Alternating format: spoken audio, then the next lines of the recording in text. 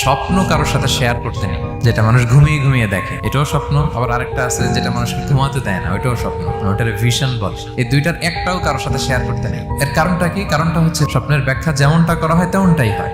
আপনি একটা স্বপ্ন দেখলেন, একজনকে একটা বললেন, সে হুট করে একটা ব্যাখ্যা দিয়ে দিল, ওইটাই হয়ে যাবে। এটা আপনার জন্য ভয়ঙ্কর হয়ে যেতে পারে। এক লোক এসে মুহাম্মদ ইবনে সিরিনকে বলল যে আমি দেখলাম আমার ছেলে পানি খেতে খেতে পেটটা এত বড় হয়ে গেছে। এই একই স্বপ্ন আরেকটা লোকও দেখলো, দেখে এক মূর্খের কাছে জিজ্ঞেস করলো। সে বলল, সর্বনাশ, এত বড় পেট হয়ে গেছে, তোমার ছেলে তো মারা যাবে। ঠিকই কদিন পরে ছেলেটা মারা গেল।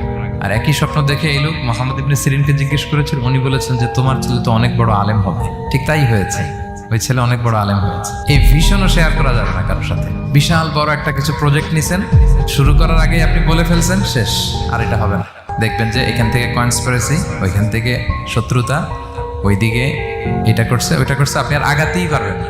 সো স্পেশালি যদি কোনো ভালো স্বপ্ন দেখেন, এট দ্য সেম টাইম খারাপ স্বপ্ন যদি দেখেন, এটা আপনি শেয়ার করবেন না কারোর সাথে। কারণ স্বপ্ন এটা কেবলমাত্র মন মস্তিষ্ক প্রসূত কোনো বিষয় না। মুমিন জীবনে এটা অনেক অর্থবহ। মাঝে মাঝে স্বপ্নের মাধ্যমে আল্লাহ মানুষকে বার্তা দেয়, ইলহাম পাঠায় স্বপ্নের মধ্য দিয়ে। যার জ্ঞান নেই বা ব্যক্তিগত জীবনে পাপী, ভালো মানুষ নয় বা হিংসুক টাইপের, এদের কাউকে আপনার কখনো স্বপ্ন শেয়ার করবেন না। ভালো স্বপ্ন দেখলে শুকরিয়া করবেন আল্লাহর, আলহামদুলিল্লাহ, আল্লাহ কবুল